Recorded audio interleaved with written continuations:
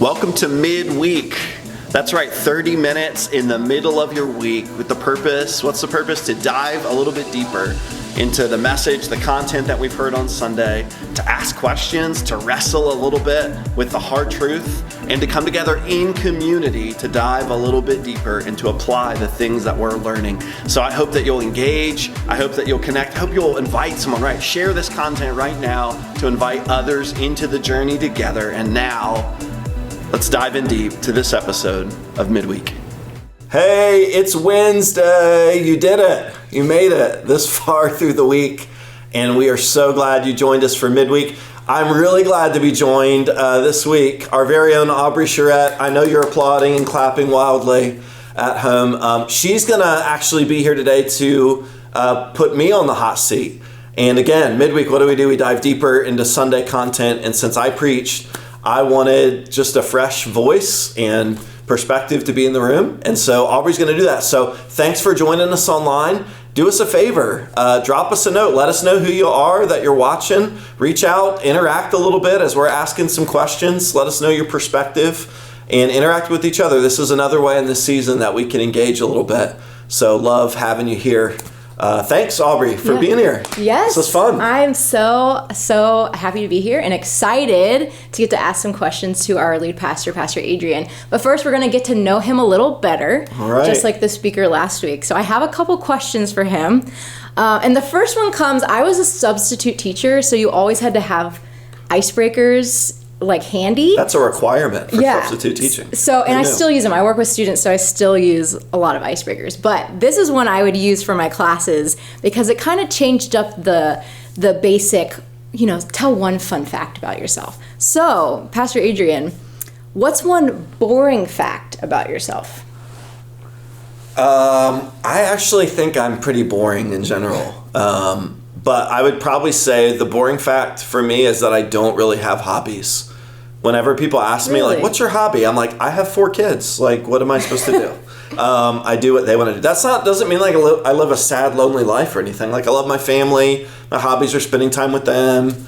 I've started to read some this year, but I don't have these like crazy hobbies that I do because I'm a pastor and husband and father, and that's like all the time I have in my life, really. So I guess those are. It's not a knock on anyone that has hobbies. No. I have none. So that's pretty boring. All right, I love that. Second question: if your life was a movie, what would your theme song be?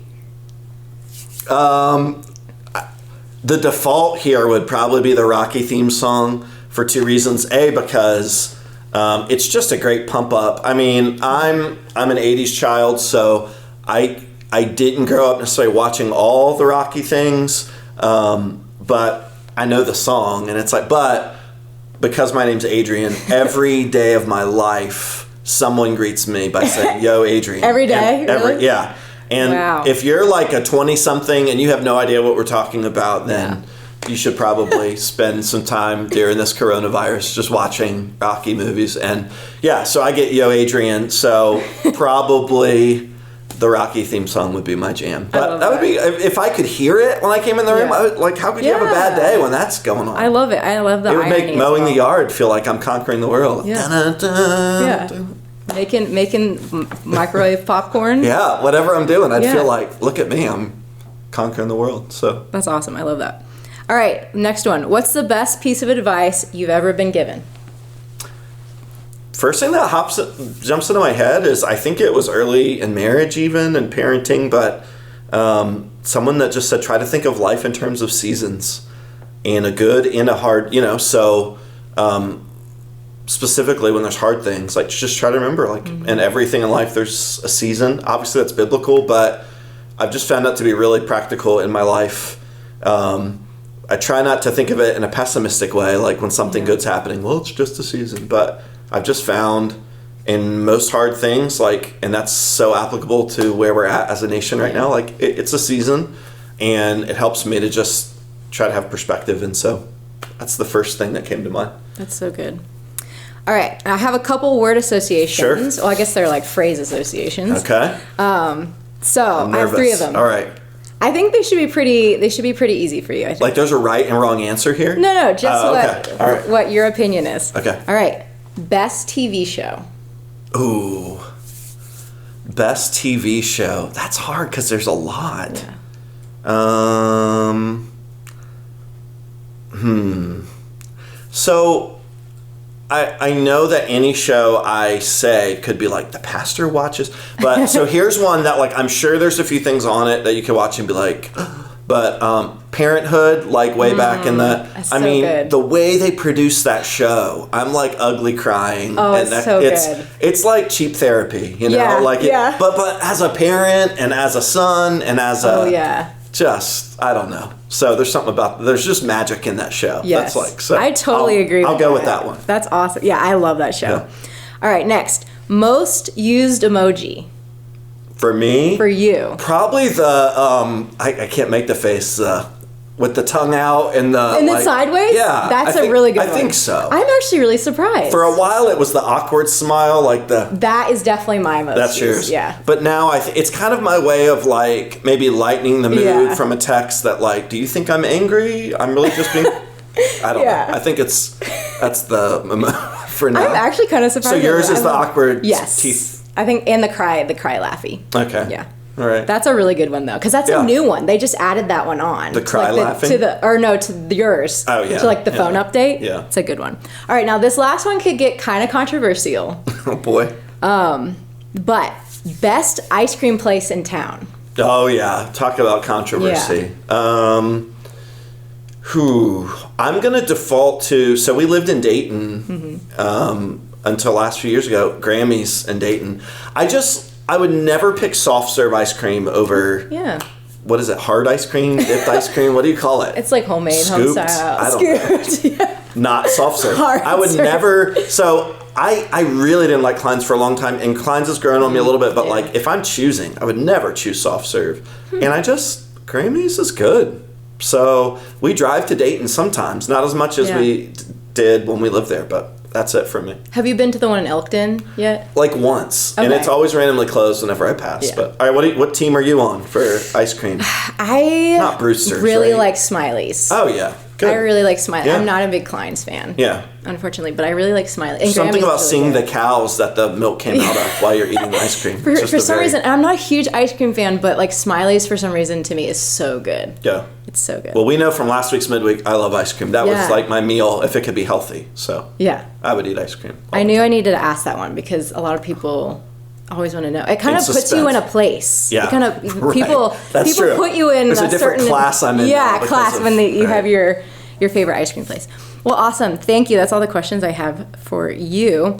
But last Sunday, you kind of talked about this idea of busyness in your sermon, The Hurried Life. Can you kind of give us a recap? I do have a couple, what I think, challenging questions from what Sure. I got from the sermon. But can you kind of give a recap of what you talked about on Sunday? Sure.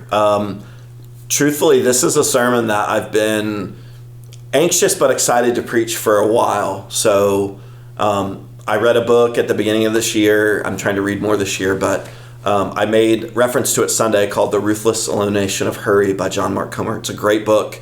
And it just challenged me a ton. And I'm already beginning to kind of reorient some things in my life because of it. And then I just became really convicted that like, yeah, I think busyness is the thing. I think it's the thing that we can all identify with. And so as we were creating this series, it felt like a natural way to kind of work that concept of busyness.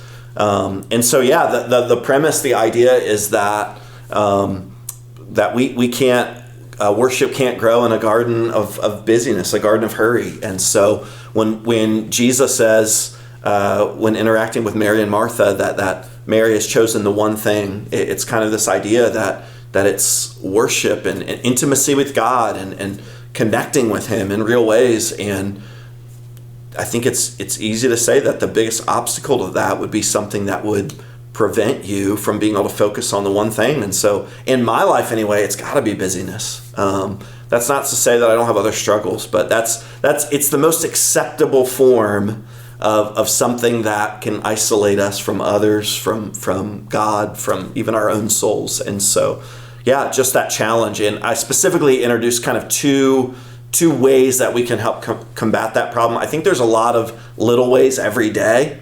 When I look back on our message on technology a couple weeks ago, I was kind of already alluding to some of that. But 2 specific ways I introduced this idea of leaning into the discipline of silence and solitude. I think that's so critical. It's hard because it's abstract and kind of weird and different, but I think leaning into that really helps counteract this culture that's always busy and more. And the other is this idea of Sabbath. I know we're going to talk a little bit about these probably, but those were 2 practical ways that I think we can counteract. And the call of Jesus is, when you're weary and burdened, come to me and find rest. My yoke is easy, my burden is light. And so the call of the gospel is not a call to busyness. It's not a call to a hurried life. That we have times where we're busy because we need to accomplish things, but then there's this culture of too much in too little time, and everything we do, every interaction we have, everything we do is just hurried and rushed and lacks intentionality and the purpose that God would have for us. Yeah, and on Sunday you talked a lot about people, you called it the hurry sickness, is that what it's called? And people find a lot of anxiety in all the things that they have going on in their life. Yeah. But one thing that I have seen, especially in my age bracket with the 20-somethings, and this is the first question, what would you say to encourage people that use busyness to escape their anxiety? So they have to have a lot of things going on in their life in order to not feel anxious. Yeah, well, I do identify with some anxiety in my life, and I can remember specific seasons of my life where I was anxious, where honestly, probably the best thing to do was to stay a reasonably amount busy. In other words, sitting around just thinking when you're, really discouraged, when you're dealing with, breaking up with a girlfriend and just sitting there depressed and discouraged. Like, the worst thing to do is to just, there is a natural way, but what I would say is, if it's busyness for the purpose of escaping, and in other words, if you're ignoring things, if you're kind of refusing to deal with them, and busyness is just a way to kind of stuff that down or to drown it out with noise, I think that's where it gets dangerous. And so I think we can structure and have intentional things in our lives that can be life-giving. So for someone that's anxious, I would say, you need to be intentional about reaching out to others and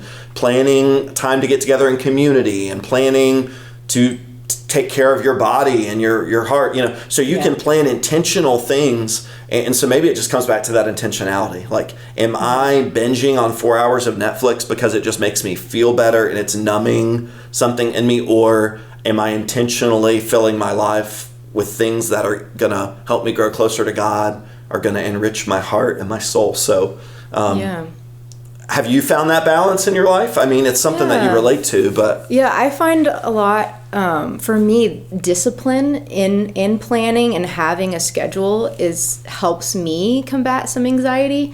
But then I've seen kind of the opposite side, where I have friends that just are always doing things, and it's because they're trying to escape some sort of unsettled place in their life. And that's not healthy either. So I definitely think it's, for me especially, it's just trying to strike a balance. Right. When we're so uncomfortable being alone and being quiet and being still, that's dangerous. And I know, look, extroverts, like, we gotta be with people, we gotta, and I get that, but I just think we need to listen when we start recognizing that we're running to things to fill empty space. That hurried sickness talks about don't know how to rest even when you can. So it's just it's a balance there, but I think discipline is important. Yeah, absolutely. And that's another a way of thinking that kind of provoked this next question for me. And it kind of has to do with Sabbath. Okay. Because there's a lot of talk about Sabbath, like, what do you do on Sabbath? What does Sabbath look like? How does a person find the middle ground between laziness and rest? Yeah, that's good. So again, I'm not picking on Netflix, but I'm like, it just, you finish an episode and 5 seconds later, the next one plays. So next thing you know, it's like, I do think it comes back to intentionality. And for me, when I'm talking about Sabbath and rest, I'm trying to remove myself from technology as much as possible, because so much of what I do for ministry in my day-to-day life is just filled with that. And so for me, I feel like the only way I can rest is to intentionally remove myself. That's me personally. That's not like a law that God said you can't. But so I think it's intentional. I think it's being willing to step away from some things that aren't bad, but maybe in that season just aren't best. And so, the example I keep using for me, that rhythm of Sabbath it's been pretty life-giving by like turning my phone off. And it's there for an emergencies. I may check it right before bed in case somebody somewhere, there's an emergency. But for the most part, I put it in a drawer and I don't feel tied to it. And I don't, I'm reading books. I'm going on walks with my kids. I'm just more present and alive. And there's nothing wrong with watching a movie to relax either. Yeah. But it's just recognizing that often I default to these things and neglect the other. And so, I think there's a balance. I think anything that we do in life, we need limitations and boundaries. And if you're sick and you're in bed all day and you watch TV, that's fine. But I just think finding that balance. And because Sabbath is not just about rest, stay in my PJs all day, it's also about worship. Yeah. And so I think that's also staying in bed all day, maybe restful, but how do we worship in the midst of that too? So how do we make space to hear from God and spend time with him too, and maybe escape some of the other noise around us that we have throughout the week? Right.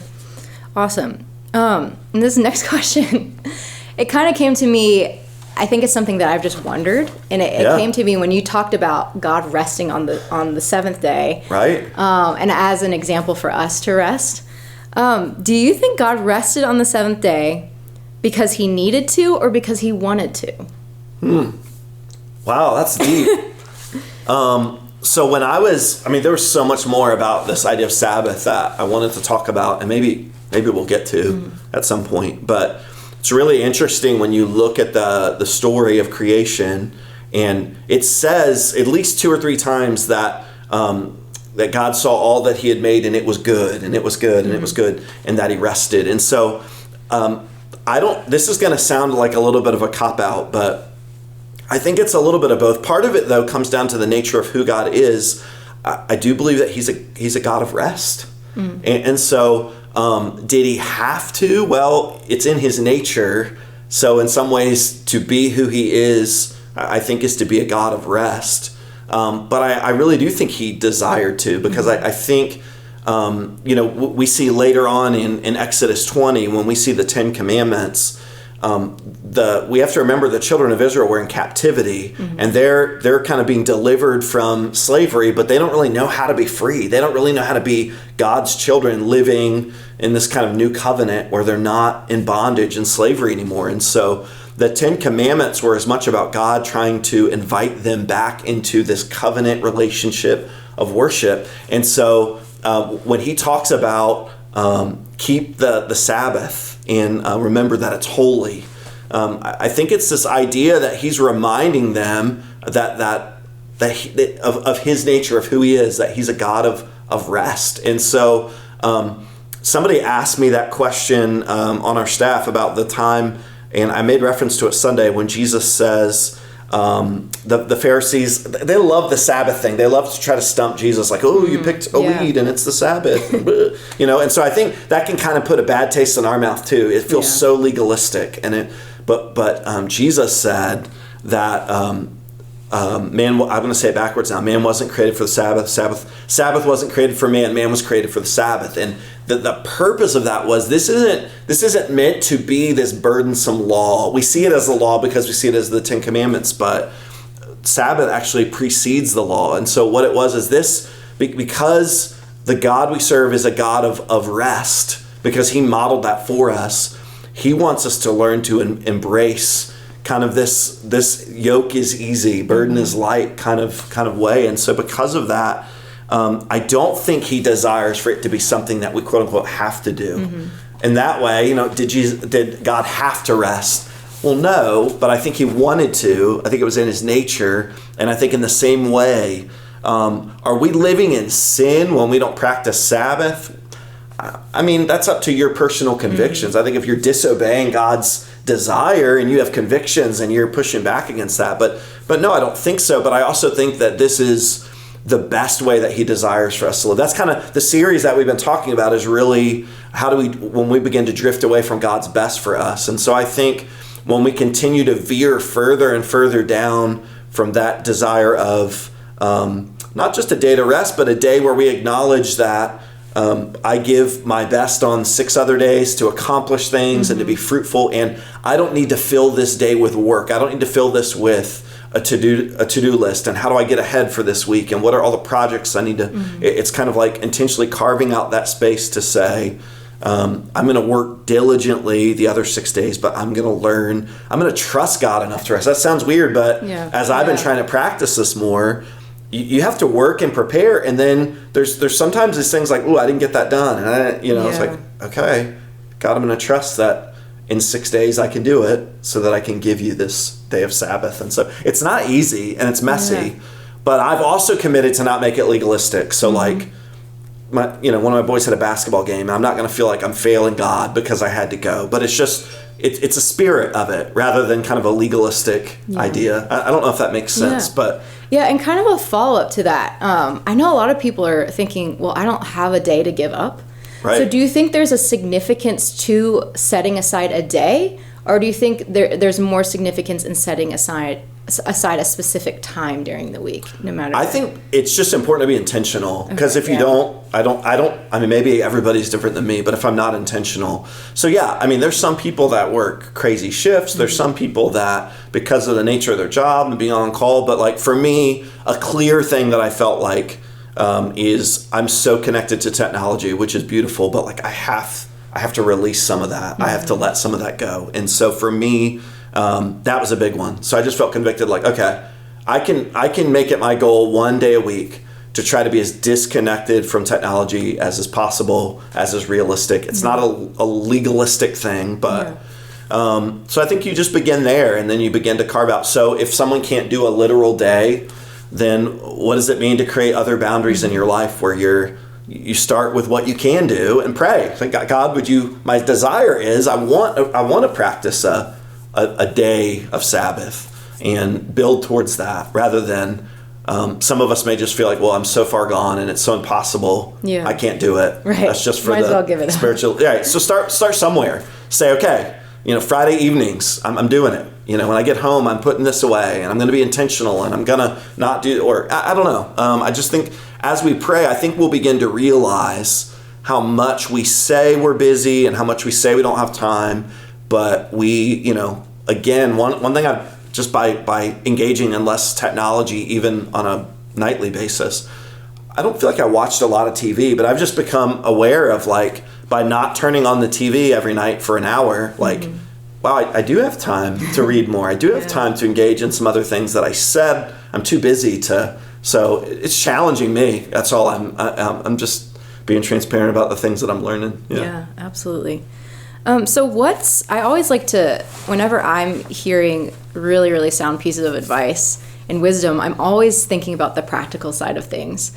So what's a practical first step for someone who has never practiced silent, stilled worship? Yeah, that's great question, and I think that's probably more Christians than we would even, and nobody wants to admit that. Like, hey, I don't know how to be silent and still and practice solitude, but I think starting small. So I think I said this Sunday, but literally like 10 minutes a day.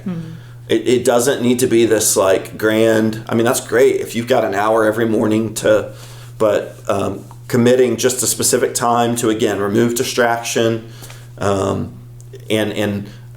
We reference some really good resources in the YouVersion notes Sunday that kind of give some really practical steps for this. But some of it is like, the first few times you do it, you might find your like mind wandering all over the place, and like, that's okay. Like, don't beat yourself up over that or anything like that, but just begin little steps at a time, creating the space, being intentional, guarding that time, and beginning to see prayer as not something I get from God. Like, God, I'm not just here to tell you my agenda. I'm here just to rest for a minute, to exhale. It sounds so like, exactly. But it's just real. It's just recognizing, God, you're with me. I kind of see it as hitting the reset button, like, especially what's going on right now in our nation, right? And how easily we can so quickly give in to real fear. And it's just kind of like for 10 minutes, just maybe I take a scripture and just repeat it over in my mind a few times. I think eventually you can add music and things like that, but even then I would discourage that at first because so many of us, we just rely on noise. But yeah, just learning, walking the dog for me, like early in the morning, nobody's up, like that can be a beautiful time of silence. I'm not doing it to listen to a podcast. I'm not doing it I'm just being still for a minute. And so I think there's regular rhythms in our life that if we can be intentional. I mean, my car stereo broke in our 1998 CRV. That thing is like, but the stereo broke in it, and it's kind of a blessing sometimes because even driving, it's an opportunity where like we hate that silence and we hate that, but it's an opportunity to be like, all right, like I'm just gonna listen, or I'm gonna trust, or I'm gonna. And so just trying to challenge ourselves and lean into that. It's uncomfortable. Yeah. And it's uncomfortable because we don't always know what's really happening right now. What did that accomplish? And what did God say to me? And we hear people say that. God's speaking to me about it, and we feel like, well, I sat there and God didn't tell me. So I think just leaning into that. And if nothing else, what we're doing is we're pushing back against this idea of busyness, against this idea of more. I've got to do, I've got to go, I've got to fill, and we can just even push back against that for just little pockets of a time at a time, and just, acknowledge God's with me. I want to embrace rest. I want to embrace what it means to be still. I don't have to do anything to earn His love. It's just kind of hitting the reset button a little bit. And for me, that's the first step. Do you have rhythms that you've learned? Has that been as you've kind of wrestled with what that means in everybody's personality is different and temperament is different? And I think for me, being in ministry, I am doing a lot for the Lord, like kind of like Martha sort of mindset. And so I think there's a lot of active, practice in my life to just spending time in like the glory of who God is. Like just spending time with Him as a person instead of, I'm always, lifting up requests to Him or like thanking Him and praying throughout my day. But there's hardly a lot of time where I'm just like sitting and spending time with Him. So that's something that I try to do more intentionally is actually like spend time, like build a relationship with the Lord. And sometimes that's solitude and sometimes that's silence. I've done like a day of solitude at like an abbey in the woods. That's awesome. Where I just spent the entire day. I just went with a group and we were all just in the woods alone, and it was awesome. Yeah. Like I learned a lot. I mean, I heard some things from the Lord, but a lot of it was just, and I still remember that. That's crazy. Because it was just the practice of being so intentional about being alone with the Lord. Yeah. And it wasn't just like, I'm alone now in this, in the woods. It was like, I'm going to the woods to be alone with God, inviting Him in. It's beautiful. To that. So I am comfortable with solitude and silence and that sort of thing. But there are times where I kind of default to, I love to worship, like I love music. Right. I'm like, well, I want to listen to this, this worship and like listen to this song when God's just like, I want you to just be with me. Yeah. Like I just want you to be like quiet with me. It's good. So, that's kind of some of how I practice Sabbath and rest. But thanks for joining us. It's been great midweek. We'll see you again next week. Yeah.